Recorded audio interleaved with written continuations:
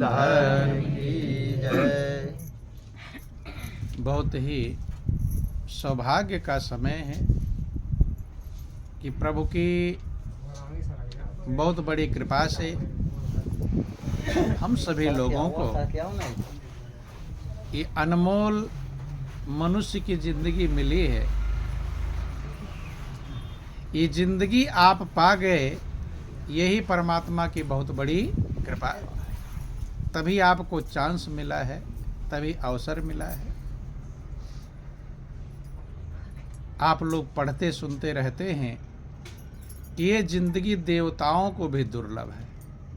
पढ़ते रहते हैं और सुनते रहते हैं, लेकिन क्या कभी विचार करते हैं कि हमें ऐसी जिंदगी मिली है जो देवताओं को दुर्लभ है, जिस जिंदगी को पाने के लिए सब प्राणी मांगते हैं। रामायण में लिखा गया कि नर तन सम नहीं कौन्यु देहि, जीव चराचर जाचत जेहि। कि मनुष्य के जीवन के समान कोई जीवन नहीं। सब चराचर प्राणी मांगते हैं, यहाँ तक कि ये देव दुर्लभ कहलाता है, देवताओं को भी दुर्लभ है। बड़े भाग्य मानुष तन पावा, सुर दुर्लभ सब ग्रंथनि गावा। सारे ग्रंथ गाते हैं, सुन लेते हैं, पढ़ लेते हैं, गा लेते हैं, लेकिन क्या विचार करते हैं कि हमें ऐसा मौका मिला है जो देवताओं को नहीं मिला। बंधु, चूंकि संगत मिलती नहीं और बिना संगत के मनुष्य के अंदर रंगत चढ़ता नहीं। इसीलिए वर्णन आया कि बिन सत्संग विवेक न होई, राम कृपा बिनु सुलभ न सोई। बिना सत्संग के सद्विवेक, क्यों जिंदगी मिली है, क्या करने के लिए मिला है, क्या करना था, क्या हम उस काम को कर रहे हैं कि नहीं कर रहे हैं, इसका ज्ञान बिना सत्संग के संभव नहीं। इसीलिए जितने महापुरुष आज तक पृथ्वी पर आए, सबने खुद सत्संग किया, सत्संग पर जोर दिया। किस पर जोर दिया? सत्संग पर। भगवान शंकर यहाँ तक कहते हैं कि हे पार्वती, सत्संग के समान दूसरा कोई लाभ दुनिया में मौजूद नहीं। कि गिरिजा संत समागम, सम न लाभ कछुआन, बिनु हरि कृपा न होई सो, गावहि वेद पुराण। कि हे गिरिजा, संत के समागम के समान दुनिया में दूसरा कोई लाभ मौजूद नहीं। बंधु, अगर भगवान शंकर कह रहे हैं तो उसमें कुछ ना कुछ राज छिपा होगा। झूठ तो समझाएंगे नहीं पार्वती को, जो उनकी अर्धांगिनी है, जिन्होंने हजारों हजारों वर्ष तपस्या किया है कि भगवान शंकर को मैं वर रूप में प्राप्त कर लूं। बंधु, ध्यान देना, समझना। सत्संग क्यों आवश्यक है? क्योंकि हम सभी लोग 84 लाख योनियों में भटकने के बाद कभी प्रभु कृपा करते हैं तो ये मनुष्य का चोला पाते। आप लोग सुनते रहते हैं, रामायण, गीता, भागवत सब में वर्णन है, जिनको आप मानते हैं। भगवान राम ने विशेष रूप से अयोध्या वासियों को इकट्ठा करके ये बात समझाया था कि आपके बहुत बड़े भाग्य हैं जो आप 84 लाख योनि में से निकाल दिए गए। कि आकर 4 लाख 84 योनि भ्रमत यह जीव अविनाशी। 4 प्रकार के आकर हैं, स्वेदज, अंडज, पिंडज और उद्भिज। स्वेदज का मतलब जो पसीने से उत्पन्न होते हैं, जिसमें जूं, खटमल इत्यादि आते हैं। दूसरे अंडज हैं, जो अंडे से पैदा होते हैं, जिसमें पक्षी इत्यादि आते हैं। तीसरा पिंडज, पिंड का मतलब शरीर से पैदा होते से मनुष्य और पशु आते हैं। और चौथा उद्भिज है, जो जमीन फोड़कर उत्पन्न होते हैं, इसमें पेड़ पौधे आते हैं। बंधु, ये 4 प्रकार के जीव हैं और 84 लाख योनियां हैं। आकर 4,84,000 योनि भ्रमत यह जीव अविनाशी। आपकी जो जीवात्मा है ये 84 लाख योनियों में चक्कर लगा रही। क्यों चक्कर लगाती है? हर कार्य के पीछे कारण होता है। विज्ञान का एक सिद्धांत है, कार्य कारण संबंध। कोई कार्य होगा तो उसके पीछे कुछ ना कुछ कारण होगा, और अगर कार्य होगा तो उसका परिणाम भी होगा। अगर आप 84 लाख योनियों में भटक रहे, उसके पीछे क्या कारण है?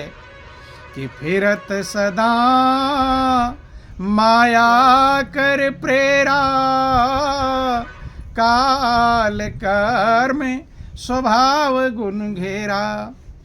कहते हैं कि जो अविनाशी जीव है वो माया से प्रेरित होकर, किससे प्रेरित होकर के? जैसे आंधी आती है तो आंधी के साथ में घास, पत्ते, कागज, रेत के कण, तमाम सारी बड़ी बड़ी चीजें भी उड़ती रहे। उनका अपना बल नहीं है। किसके बल से? आंधी के बल। ऐसे जीव 84 लाख योनियों में फिरत सदा माया कर प्रेरा। किसके बहाव में? माया के प्रभाव। काल कर्म स्वभाव घुन घेरा। किधर जाएगा? जैसा उसका काल रहेगा, समय, जैसा उसका कर्म रहेगा और जैसा उसका स्वभाव रहेगा, उन्हीं योनियों में वे भटकता रहता है। कभी प्रभु को दया आती है, करुणा आती है। करुणा सब पर नहीं आती, किसी विशेष के ऊपर करुणा आती है। जैसे आप ट्रेन बस में जाते रहते हैं, ट्रेन में कई सारे भिखारी मांगने आते हैं। क्या सबको देते हैं? जितने भिखारी, यार तीर्थों में चले जाओ, जितने भिखारी मांगेंगे सबको देंगे पैसे? नहीं देंगे। उसमें कोई ऐसा ज़्यादा दीन दुखी होता है, आपको करुणा आ जाती है कि भाई ये बहुत लगता है परेशान है, आप अपने खर्च वाला पैसा निकाल कर उसे देते हैं। ऐसे भगवान राम समझाते हैं कि कबहों के करी करुणा नर देही। कभी करुणा करके ये नर देही मनुष्य की जिंदगी परमात्मा प्रदान करते हैं। आप पर विशेष दया हुई है, आप 84 लाख योनियों में से निकाले गए बंधु। लेकिन क्या उस लाभ को हम उठा पा रहे हैं? चूंकि मनुष्य की जिंदगी जब मिलती है तो देखो, आप धूप में खड़े होंगे तो आपकी छाया भी साथ में रहती है कि नहीं? ऐसे आपको जिंदगी मिलती, साथ में माया भी रहती है। ज्ञान अज्ञान, अंधकार प्रकाश, सत्य असत्य, पाप पुण्य, अच्छा बुरा, ये दोनों मिलाकर दुनिया बनाया गया है। क्या बनाया गया है? दुनिया। दुनिया का मतलब दो, जिसमें दोनों चीजें मौजूद हैं। यहाँ अच्छा भी रहेगा, बुरा भी रहेगा, पाप भी रहेगा, पुण्य भी रहेगा, अंधकार भी रहेगा, प्रकाश भी रहेगा, ज्ञान भी रहेगा, अज्ञान भी रहेगा। दोनों चीजें मिली हुई हैं। अब दोनों चीजें मिला हुआ है, तब ये निकालना आसान काम नहीं। मनुष्य की जिंदगी तो मिल गई, देव दुर्लभ जिंदगी मिल गई, लेकिन इसके साथ में माया भी मौजूद है। माया का मतलब माँ माने नहीं, या माने जो है नहीं लेकिन काम होने वाला करे, उसे क्या कहते हैं? माया बंधु। साथ में ये भी मिलता है। जैसे आप सब्जी खरीदने जाते हैं तो आलू जब खरीदते तो छिलका भी साथ में रहता है, छिलका निकालना पड़ता है। तमाम सारी चीज़ों में से जब चावल दाल खरीद के लाते हैं तो उसमें कंकड़ भी मौजूद रहते हैं कि नहीं? उसको साफ करना पड़ता, अलग करना पड़ता है। ऐसे संसार को परमात्मा ने गुण और दोषों से मिलाकर बनाया। रामचरितमानस वर्णन आया कि जड़ चेतन गुण दोषमय, विश्व कीन करतार, संत हंस गुण गाई पै परिहरिवार विकार। इस जड़ चेतन को मिलाकर के परमात्मा ने गुण और दोषों से युक्त किया। दुनिया की ऐसी कोई चीज नहीं जिसमें गुण ही गुण हो, दोष ना हो। है कोई चीज? ऐसा भी कुछ नहीं, इसमें दोष ही दोष हो, बुराई ही बुराई हो, अच्छा ही ना। जैसे बिजली कितने सारे काम करती है, ट्रेन भी चल रही है, खाना भी बनाने का काम, कपड़े प्रेस कर, मोटर चले, कितनी गाड़ी, सब ट्रेनें चलती हैं। अर्थात इतने सारे काम किससे हो रहे हैं? बिजली से, लाइट से। ये उसके गुण हैं। क्या है? गुण। तो लेकिन उसके अंदर अवगुण भी मौजूद है। मौजूद है कि नहीं? दोष भी है। जरा सा आपको तार टच हो जाएगा तो मौत आ जाती है, मृत्यु आ जाती है। तो उसमें गुण भी है और दोष भी है। ध्यान देना। बोलिए प्रेम से गुरुदेव महाराज की जय। बोलो वृंदावन बिहारी लाल की जय। ध्यान देना। जल ही जीवन है। 2-4 दिन आपको जल ना मिले, कंठ सूखने लगेगा, मृत्यु का नंबर आ जाएगा। लेकिन वही जब केदारनाथ में आया था जल, तो महाप्रलय का रूप धारण कर लेता है। समुद्र में सुनामी आती है, शहर के शहर तबाह हो जाते हैं। जल ही तो है। अर्थात उसमें अच्छे गुण भी हैं और दोष भी। हवा है, थोड़ी देर हवा नहीं मिलती तो आप बेचैन हो जाते हैं कि हवा नहीं चल रही, बेचैन हो जाते हैं। और वही जब हवा आंधी का रूप धारण करके आती है तो व्याकुल हो जाते हैं, घर के घर उड़ जाते हैं, नष्ट हो जाते हैं। तो हर चीज में गुण और दोष दोनों युक्त है। जड़ चेतन गुण दोष में विश्व की न करता। अब इसमें से हमें क्या लेना है, ये हमारे ऊपर निर्भर करता है। और जो इसमें से जो ले पा रहा है वैसा ही उसका जीवन बना हुआ है। बंधु, महापुरुषों ने कहा कि 3 प्रकार के लोग पाए जाते हैं। कितने प्रकार के? 3। सबसे पहला स्वभाव बतलाया गया, ऐसे चलनी होती है। आटा छानते हैं, आटे की छन्नी क्या कहते हैं आप लोग? छन्नी जो भी बोलते हैं। जब उससे आटे को छानते हैं तो चलनी का स्वभाव क्या है? आटे को नीचे गिरा देती है और जो कूड़ा करकट चोकर इत्यादि है उसके अंदर में रखते। तो महापुरुष कहते कि ज्यादातर लोग इसी प्रकार के स्वभाव वाले पाए जाते हैं। कैसे स्वभाव वाले? मतलब अच्छा जो था उसने गिरा दिया चलनी ने, और जो कूड़ा करकट था अपने अंदर में रख दिया। ज्यादातर लोग ऐसे ही पाए जाते हैं। गुण और दोष मौजूद है, वो अवगुण तो अपने अंदर में रख लेते हैं और जो अच्छाई है उसे निकाल देते हैं। निकालते हैं कि नहीं? आपको समझा दें। जैसे आप लोग यहाँ सत्संग में आए हैं, बैठे हैं, अभी कोई और लेट आ जाए तो क्या उसके बाद वो पता करना चाहता है कि इसके पहले क्या सुनाया गया था? किसी से पता करता है? हम लेट आए किसी से पूछता है? नहीं। लेकिन कहीं झगड़ा हो जाए, लड़ाई हो रहा हो और आप थोड़ा लेट पहुंचो वहां पर, सर फूट गया, लेकर चले गए थाने वाले हैं, लड़ाई झगड़ा हो गया, मारा पीटा हो गया, चले गए, तुम लेट पहुंचे, तो क्या बिना पूरी खबर पता किए वहां से लौटोगे? नहीं लौट रहे। किसने मारा, किसका सर फूटा, किसका पैर टूटा, पूछेंगे नहीं पूछेंगे? बिना पूरी खबर लिए वहां से लौट सकते नहीं। अगर एक से पूछे वो कहेगा भाई अभी मैं आया हूं, मुझे भी पूरा पता नहीं। दूसरे से पूछेंगे पूरा डिटेल में। जब तक पूरी जानकारी नहीं मिल जाएगी, मुआयना जैसे करने गए हो, जब डिप्टी मुआयना करने जाता है पूरा जानकारी लेता है, तो ऐसे आप पूरा मुआयना करके आते हैं, जांच पड़ताल पूरी खबर लेकर आते हैं और फिर उसको फैलाते हैं, प्रचार भी करते हैं कि नहीं करते?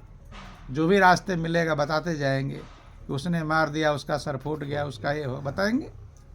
लेकिन अगर सत्संग में लेट आए तो क्या जो पहले आए हैं उनसे पूछते हैं कि इसके पहले क्या सत्संग सुनाया गया था?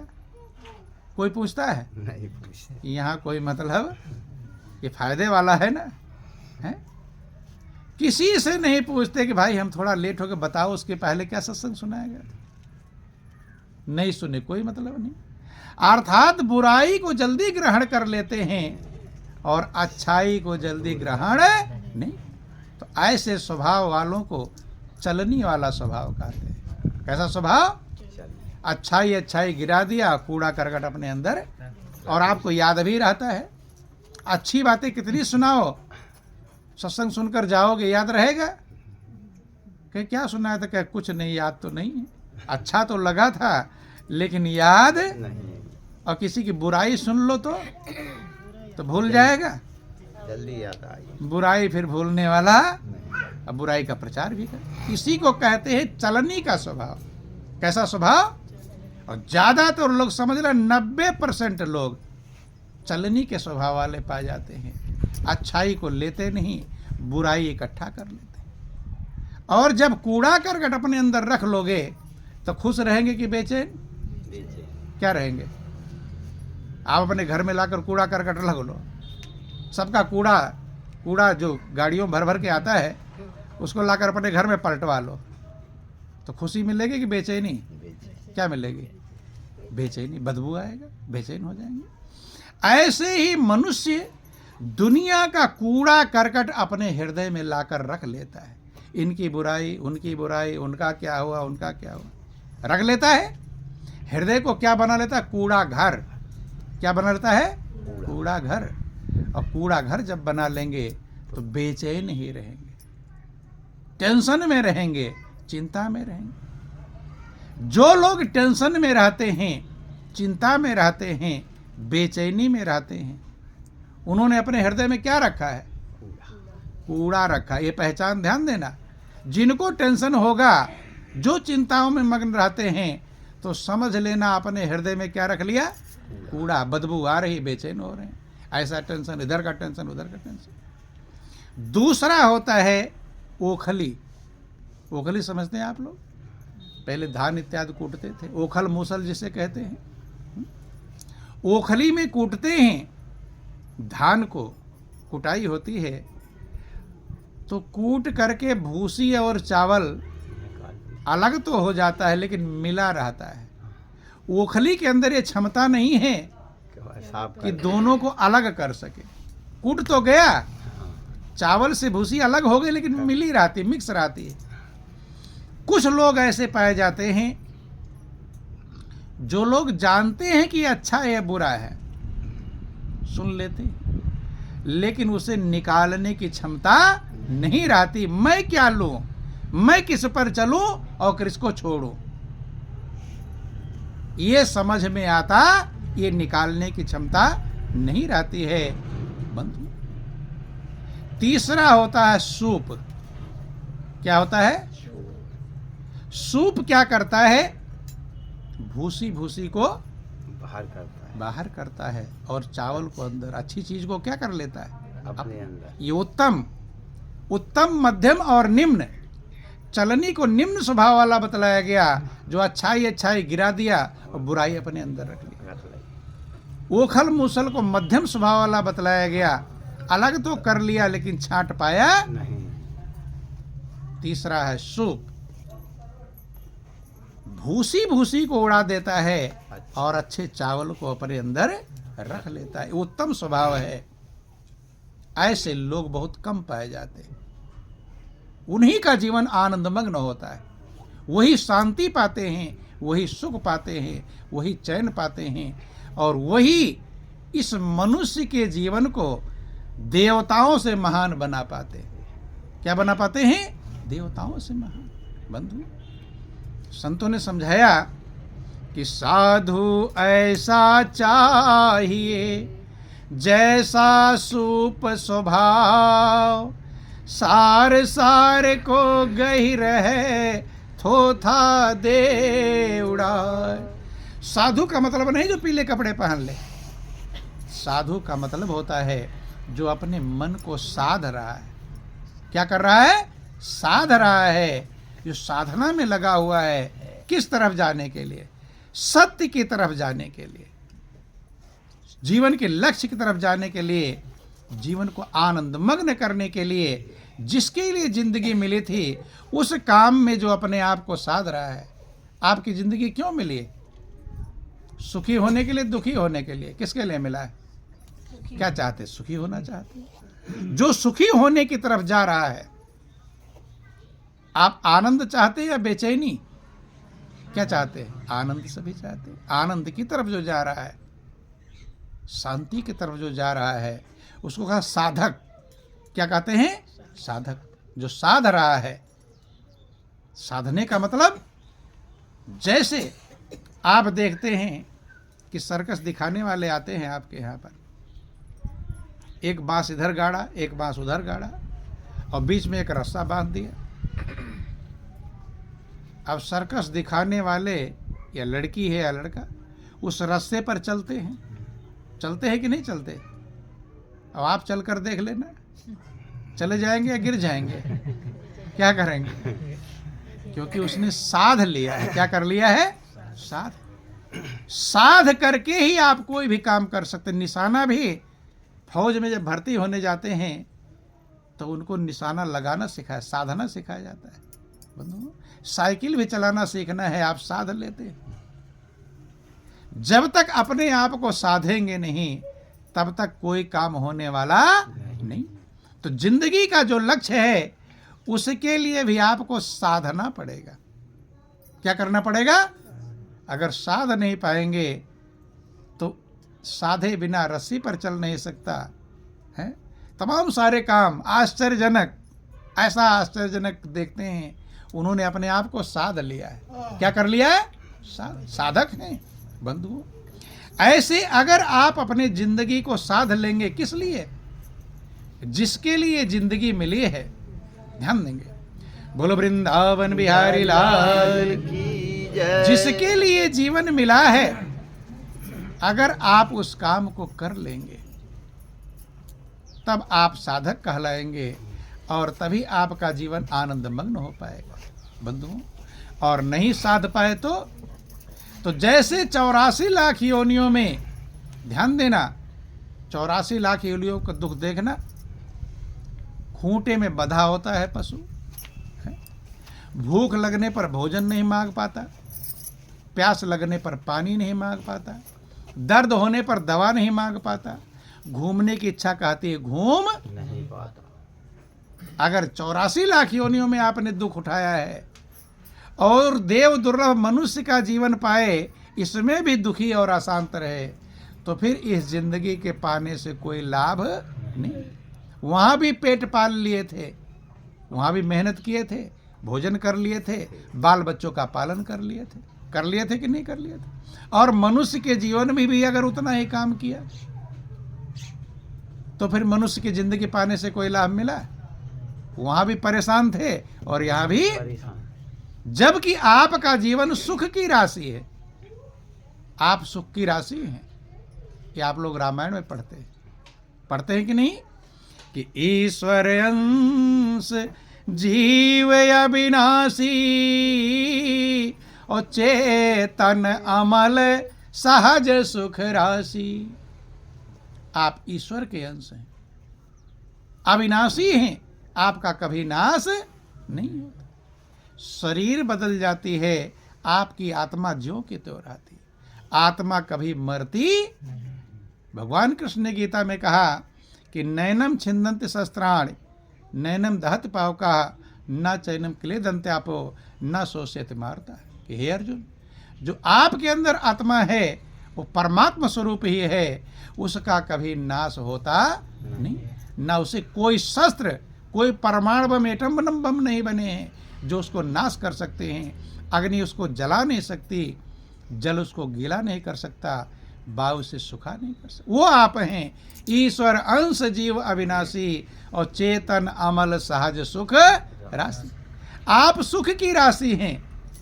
किसकी राशि हैं? तो रामायण झूठ कह रहा है कि सही है? सुख की राशि, लेकिन मिल क्या रहा है? दुख की राशि। तो रामायण ही झूठ हो जाएगा फिर तो। ध्यान दें, रामायण झूठ नहीं है, झूठ आप है। क्यों? उस सुख की राशि को हम प्राप्त नहीं। आप परमात्मा के अंश हैं। किसके अंश हैं? उसी के संतान हैं। वो परम पिता कहलाता है। राजा का बेटा क्या कहलाता है? राजकुमार। राजा का बेटा क्या कहलाता है? राजकुमार। और आप किसके संतान हैं? परम पिता परमात्मा के संतान हैं। और यहां कैसे हो रहे हैं? दीन और दुखी, आशांत बेचे बंधु। कारण उसके पीछे क्या छिपा हुआ है? राजा का भी बेटा हो, अगर उसे अपने लक्ष्य का पता न हुआ, राजा का बेटा अगर भूल जाए कि मैं राजा का बेटा हूं, तो खुश रहेगा कि बेचैन? बेचैन। यही हाल हम लोगों का हो गया। हम लोग भी उस परम पिता जो आनंद का भंडार है, जो शांति का, रामायण में लिखा गया परमात्मा आनंद की राशि है। किसकी राशि है? कि व्यापक एक ब्रह्म अविनाशी, सतचेतन घन आनंद राशि। जो आनंद की राशि है, और वही आपके हृदय में कहाँ है?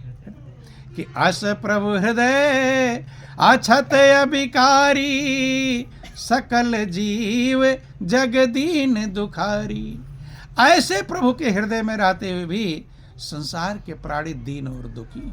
जो आनंद की राशि है, क्योंकि सिर पर रहने से काम नहीं चलेगा, आपको उसका आनंद लेना आना चाहिए।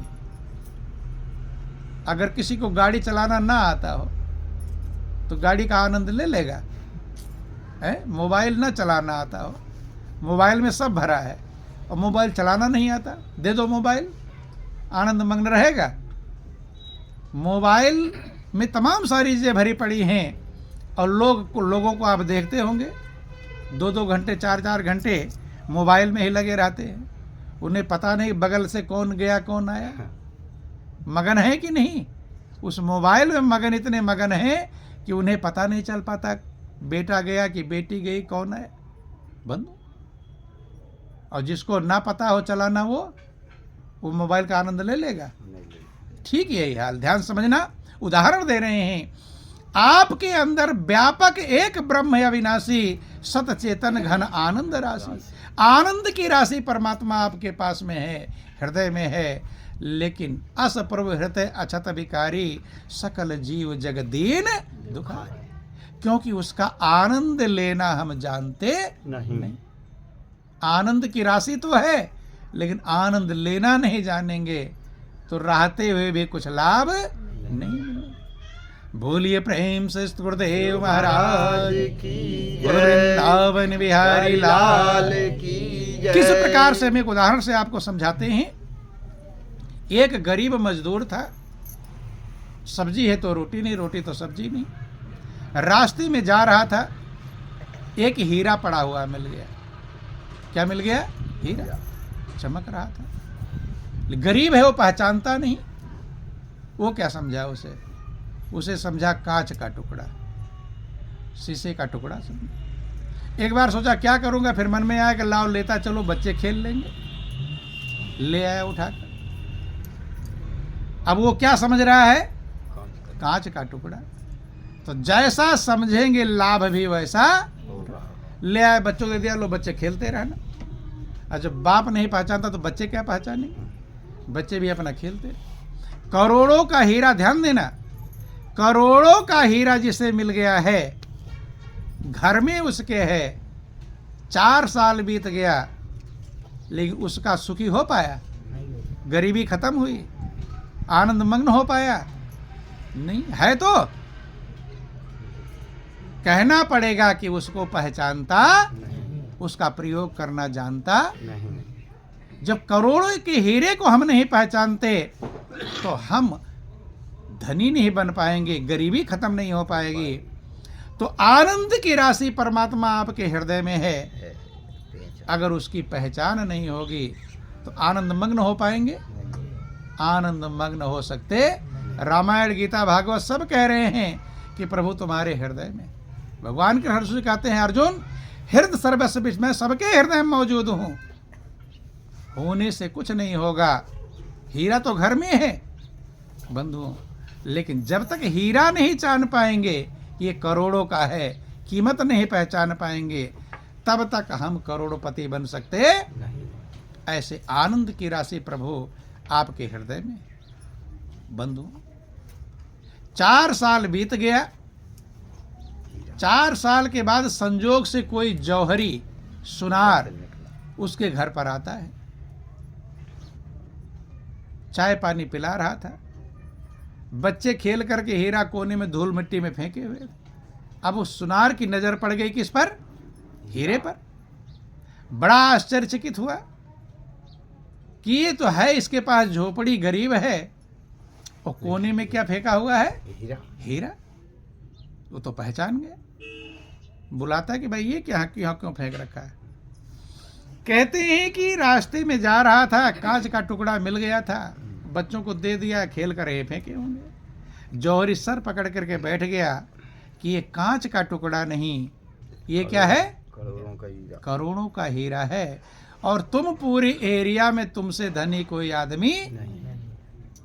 अब हीरा वहीं रहेगा? नहीं रहेगा। साफ किया, उठाया, बेचा बाजार में। बेच करके महल बन गया, रथ, हाथी, घोड़े, नौकर चाकर, धन के भंडार। ये हुआ कब? जब उसकी पहचान और परख हुई।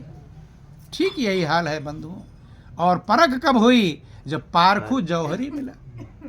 ऐसे आपका जो जीवन देवताओं से बढ़कर है, आपके अंदर परमात्मा आनंद का भंडार है, इसकी जब तक आपको परख नहीं होगी कि भटकता क्यों फिरे दर दर, धराया नाम क्यों चंचल, लौट तू अपने अंदर में जहां आनंद का खजाना है।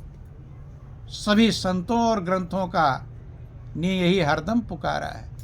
सब महापुरुष कह रहे हैं तुम आनंद के भंडार हो बंधु। लेकिन अगर जौहरी की बात मानता ना तो कहता अरे जौहरी ऐसे मूर्ख बना रहा है, फिर भी वो धनी हो पाता नहीं। जौहरी के बात पर विश्वास किया, बाजार में ले गया, बेचा। ठीक यही हाल है बंधुओं। आनंद का भंडार प्रभु आपके पास में है, लेकिन उसकी भी परख होनी चाहिए। बोलिए प्रेम से गुरुदेव महाराज की जय। और परख तब होगी जब परख कराने वाले संत सदगुरु मिलेंगे, उसके पहले परख हो सकती नहीं। वही जौहरी हैं, वही सुनार हैं जो आनंद के भंडार की परख और पहचान बताते हैं। बोलिए प्रेम से गुरुदेव